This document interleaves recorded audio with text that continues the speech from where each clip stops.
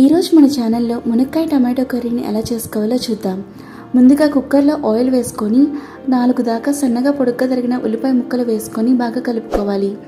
ఇవిలా fry అవుతున్నప్పుడు దీంట్లో రుచికి తగినంత ఉప్పు, అలాగే పావు స్పూన్ దాకా పసుపు వేసుకొని ఈ ఉల్లిపాయ ముక్కలు కొంచెం మెత్తపడేంత వరకు ఫ్రై చేసుకోవాలి. ఉల్లిపాయ ముక్కలు కొంచెం మెత్తపడిన తర్వాత దీంట్లోకి 3 దాకా టమాటాలని చిన్నగా తరిగి వాటిని ఇందులోకి వేసుకోవాలి. టమాటా ముక్కలు కూడా కొంచెం వేగిన తర్వాత ఇందులోకి ములక్కాడ ముక్కలు వేసుకోవాలి.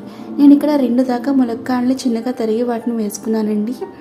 ఈ ములక్కాడ ముక్కలు కూడా వేసుకున్న తర్వాత ఇవన్నీ బాగా కలిసేలా కలుపుకొని దీంట్లోకి 1.5 స్పూన్ల దాకా కారం వేసుకొని ఈ కారం కూడా ఈ ముక్కలకి బాగా పట్టేలా కలుపుకోవాలి. 1 గ్లాస్ దాకా వాటర్ ఇందులోకి వేసుకొని కుక్కర్ పైన మూత పెట్టుకొని ఒక విజిల్ వచ్చేంత వరకు ఉడికించుకొని వాటర్ అంతా పోయి ఆయిల్ పైకి తేలేంత వరకు ఉడికించుకుంటే మునక్కాయ టమాటో కర్రీ ఈజీగా రెడీ అయిపోతుందండి.